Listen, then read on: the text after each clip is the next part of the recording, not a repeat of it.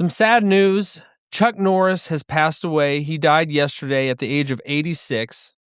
And I thought it would be fitting to share some of the greatest well-known Chuck Norris jokes. And he owned it. He completely owned that. There are few people that have that type of just presence that Chuck Norris did. That his name will go down, as the greatest. And in so many different areas. He's an actor, martial artist. He worked with Bruce Lee, and just the gravity of this man was just insane. But some of the funny jokes I hear, when Chuck Norris does division, there are no remainders. Chuck Norris once kicked a horse in the face. We now call those animals giraffes. Chuck Norris is the only person who can slam a revolving door. Chuck Norris was the first sculptor of Mount Rushmore. He completed the entire project with only a bottle opener and a drywall trowel. Chuck Norris doesn't go swimming. Water just wants to be around him. Chuck Norris doesn't do push-ups. He does earth downs. There is no control key on Chuck Norris's keyboard. Chuck Norris is in control. Most people fear the Reaper. Chuck Norris considers him a promising rookie. Someone tried to make a brand of toilet paper with Chuck Norris's face on it, but the idea was rejected because Chuck Norris doesn't take crap from anybody. And I saw just videos, death coming, God sending death to, call his servant home, and death has to psych himself up, precious in the sight of the Lord are the death of his saints. We think that death is the end. It's really the beginning. When we wake up from this, which is going to feel like a dream, Chuck Norris is more alive than we are at this point. But I wanted to read this. This was from Chuck Norris's Instagram, and his family posted, "It is with heavy hearts that our family shares the sudden passing of our beloved Chuck Norris yesterday morning. While we would like to keep the circumstances private, please know that he was surrounded by his family and was at peace. To the world, he was a martial artist, actor, and a symbol of strength. To us, he was a devoted husband, a loving father and grandfather, an incredible brother, and the heart of our family. He lived on life with passion, purpose, and an unwavering commitment to the people he loved. Through his work, discipline, and kindness, he inspired millions around the world and left a lasting impact on so many lives. While our hearts are broken, we are deeply grateful for the life he lived, for the unforgettable moments we were blessed to share with him. The love and support he received from fans around the world meant so much to him, and our family is truly thankful for it. To him, you were not just fans, you were his friends. We know many of you had heard about his recent hospitalization, and we are truly grateful for the prayers and support you sent his way. As we grieve this loss, we kindly ask for privacy for our family during this time. Thank you for loving him with us. With love, the Norris family." And this is a video towards the end of his life. He was still pumping iron. He was still doing martial arts. Just an incredible human being. I don't age. I level up. Hi, son. Hi, Dad. What are you doing? Just warming up. Just curling about 500 pounds. I see that. All right, you have fun. Sure will. Did you know that I can build a snowman out of rain? Hello, friends. I hope you're all well. What a beautiful day out here on the ranch. It just seems so surreal. It doesn't even... he's an iconic person, You think you could take me on? You know what happened to the last guy who said that? Yeah.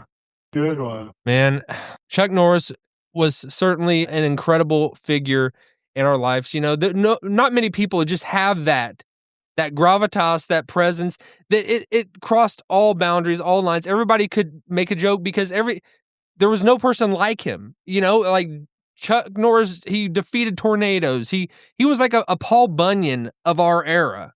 Just legends, myth, just walking around among us. Which was amazing. And to me, it's just sad because as we get up in age, just people, we pass away, they go to be with the Lord, and it's extremely tough. It doesn't feel real. It just doesn't feel like, how is this life go so quickly? I mean, the days, the weeks, they seem like an eternity, but the years are over in a blink of an eye. You can just look back and it's just how did that decade just go in an instant? And it's just, I think we all experienced that, and you start just becoming more just nostalgic, more wistful in your old age or whatever age you are. I mean, everybody goes through it at different times. You know, we're all going through this. I needed to talk about Chuck Norris, just his the presence that he had, which was beyond so many people. And I wanted to pull up his movie history, which was pretty crazy. So these are Chuck Norris movies. Obviously, he was in Walker, Texas Ranger. You can see that in The Way of the Dragon with Bruce Lee, who is. I am appreciating more and more Bruce Lee every day. I'm seeing just quotes of him, and I'm also seeing quotes of Chuck Norris, but just like, it's just such wisdom, and that these guys, these two men figures had interaction that like early on, and the movies that they did together are just phenomenal. They are legendary. The Delta Force. I haven't seen a lot of these. The Expendables, Missing in Action, Lone Wolf, McCade, Agent Recon. So many of these I didn't check out, but I mean, Dodgeball probably just made a little cameo appearance in that. The one I go to, I loved was Sidekicks. Sidekicks was awesome. If anybody is familiar with that one, I don't know that the kid's name that was in that main guy, and he's no longer with us as well. But that was an awesome movie. You know, I mean, it kind of seemed like, you know, a kid's movie, but it was awesome. It gave you that comfy vibe, and it's just like, just even then, the strength and power of Chuck Norris, you know, the guy, he's climbing up the rope, and he has this imaginary, you know, he wants to be like Chuck Norris. He loves Chuck Norris, and Chuck Norris is right there alongside of him. And then later on, he actually gets to go into a tournament with Chuck Norris, and which is incredible. And then I don't want to spoil it for you, what happens, but you can guess. All right. I mean, there's so many he did. I haven't caught some of these. I think a lot of these were, you know, I mainly go to Walker, Texas Ranger. He was iconic for that, well known for that. But he definitely had a resume of movies. But I go to those Bruce Lee movies that he did. Pretty crazy. The things that he was able to create and do, they will last with us. The movies, but to me, it goes a lot to just his. Nobody messed with this guy. You know, his reputation preceded him everywhere he went, and even when he wasn't there, you know, people could talk about Chuck Norris. Just a phenomenal person, and most importantly, a Christian, a man of faith, you know, and he led a good, strong life for the Lord, and now he gets to be sharing with the Lord for forever and be with him forever, which is the most important thing. When we get down to it, that's all that matters. You know, what we do here in this life, if people are blessed enough to go out and create movies, you know, if you're doing whatever, something on the internet, or just doing a regular job, or in government, wherever you find yourself, you know, it's God has placed you there. You're not there just for your own purposes, your own reason. And everything you do, it's not the things that you just randomly do, accumulate wealth, accumulate whatever. The things that you're doing unto the Lord, those are the things that are going to last. Jesus said, store up in heaven things that neither moth or rust can destroy, and thieves can't break in and steal. Like everything we have, even like if your main gig and what you want to do is create content and make things for people, you know, enjoyable, entertaining things. I was just thinking about this earlier today. Like, so many people, like you feel like you don't reach the level of success that you want, and you're disappointed. Some people get a little bit, but they always want more because it's never enough. Some people have reached into beyond their wildest imagination, and then they realize it's really not as fulfilling as you thought it would be. So it's like, whatever stage you're at in life, having a mindset of being content, being like, this is for Christ's glory. This is for God. This isn't about me. Everything that I'm doing in this life, it's not about me. It's not about trying to build up my bank account, or, you know, just put, like, even good things can turn into just like almost like not as satisfying as they can unless you have God in it, unless you are doing it for him, you know, everything. So whatever you put your hand to, you know, I think that's a reminder for anybody, even myself included, because I was just thinking about that. It's just like, no matter what I'm reaching for, I never feel like I've got where I'm like, I'm good, I'm happy, I'm content. You know, I never naturally feel like that. I always feel like I need something more. And it's like, Jesus gave the example. He said, don't store up things on earth where it's going to go away. It's not going to last. But store up things like that. I mean, do things for God and for his glory and for your fellow human beings, for everybody, do everything unto him and for him. And then that is what's going to be stored. It's like imperishable. It's going to be in heaven, ready for you, waiting for you. And it's like we are going to stand before God and we're going to have something to give him. Like my life, I was doing it for you. These things I was doing them for you. And that's him saying to you, him saying to Chuck Norris, "Well done, my good and faithful servant." And I think that is it's an awesome thing if we have that mindset. All right, shifting gears a little bit. I wanted to talk about, Chuck Norris and what he means to everybody, what he's meant for America, that we are that blessed to have him. We are in day 21 of the Iran war. And all I'm thinking about lately is there's a massive division.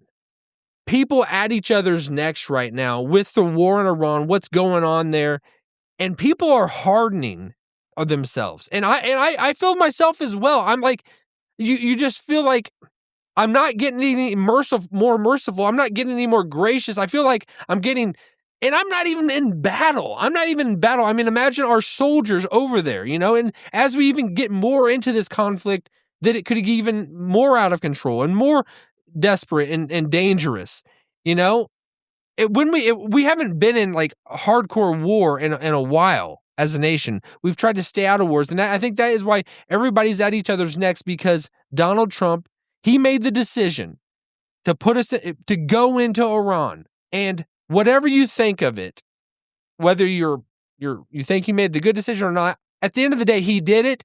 We got to stand with our commander-in-chief. We got to stand with our president.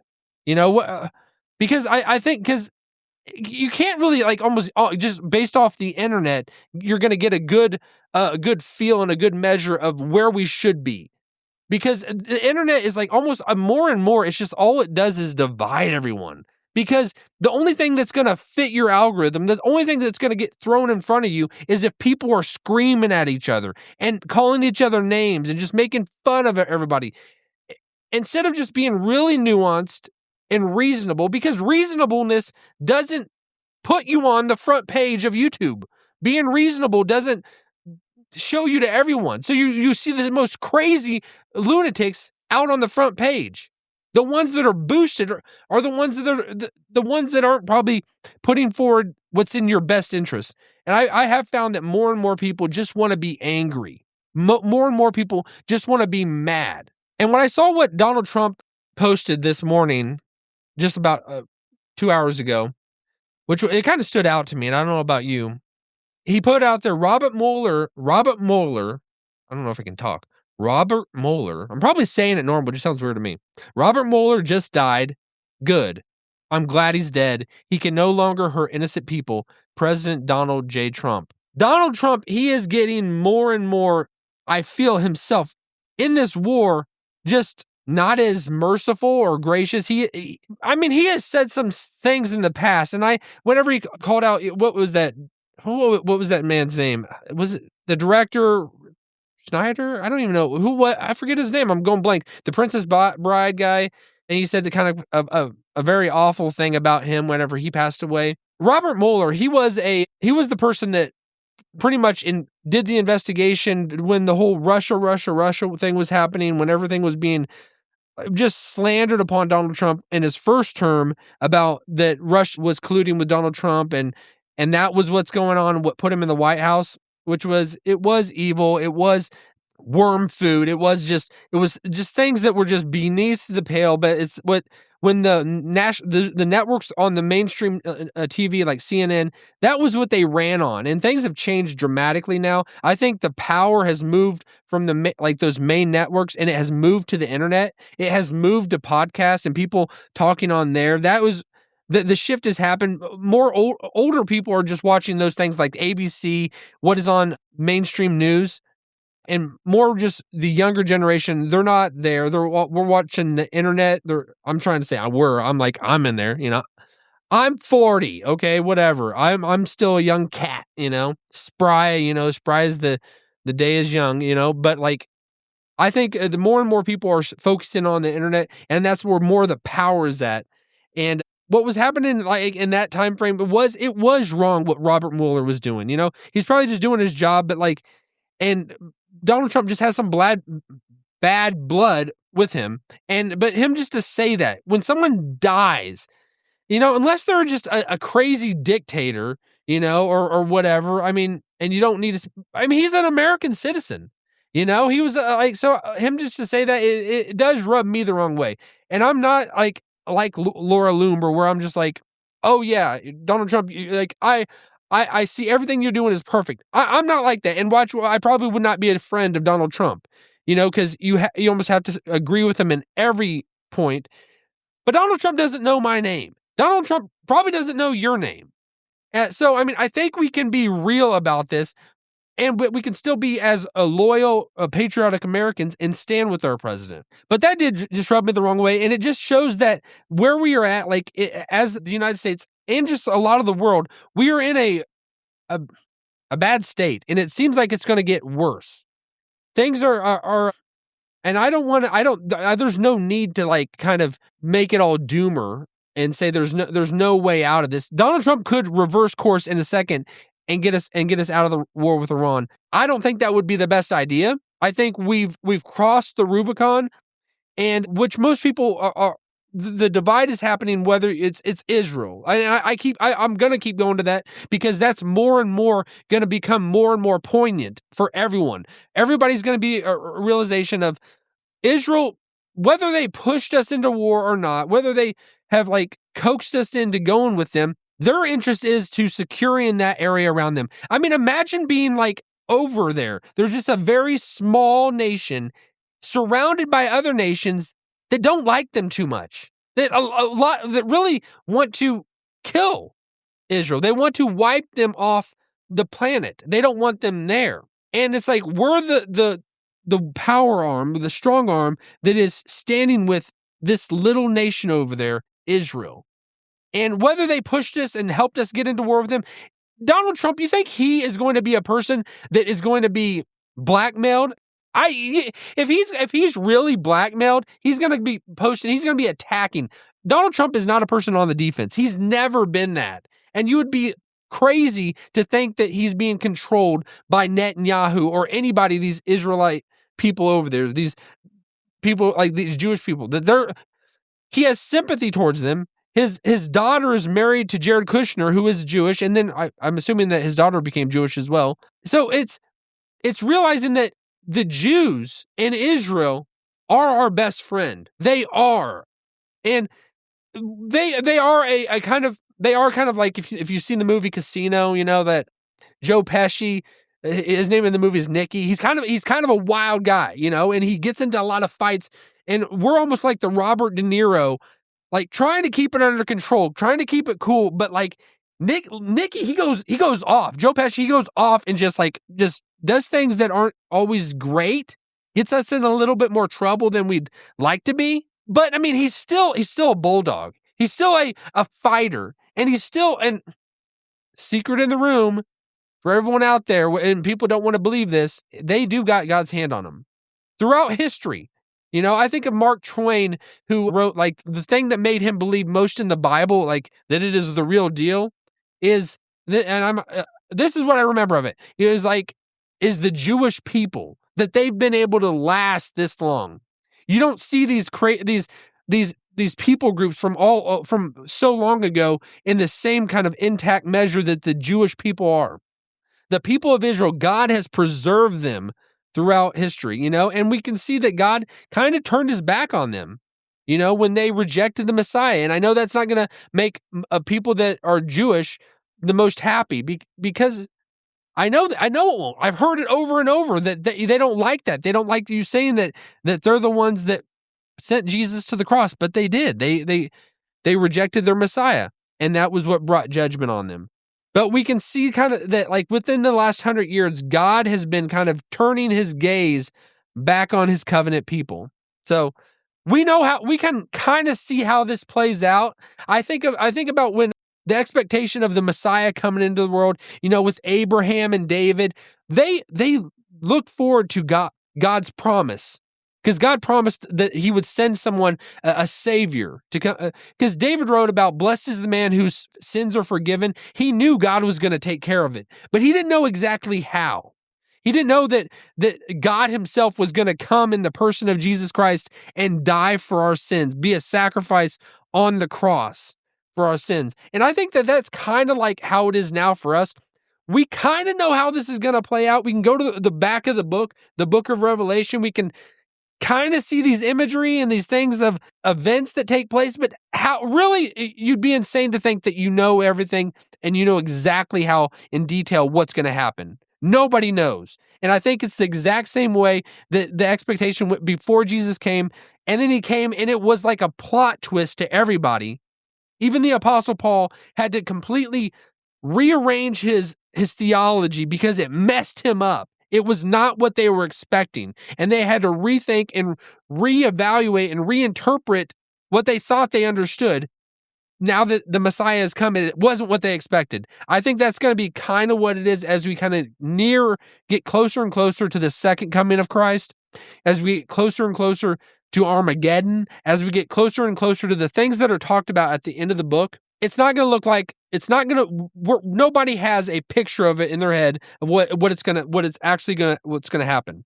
Nobody does. But whenever it does happen, we're going to be like, wow, that makes sense. Not what we expected, but praise God.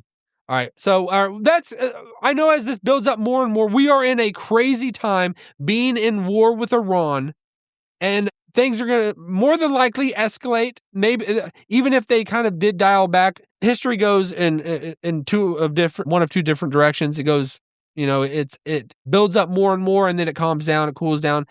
It doesn't seem like it's going to cool down, but God only knows. I just think as we are in this time, it just feels like people are getting more and more hardened into what they will be.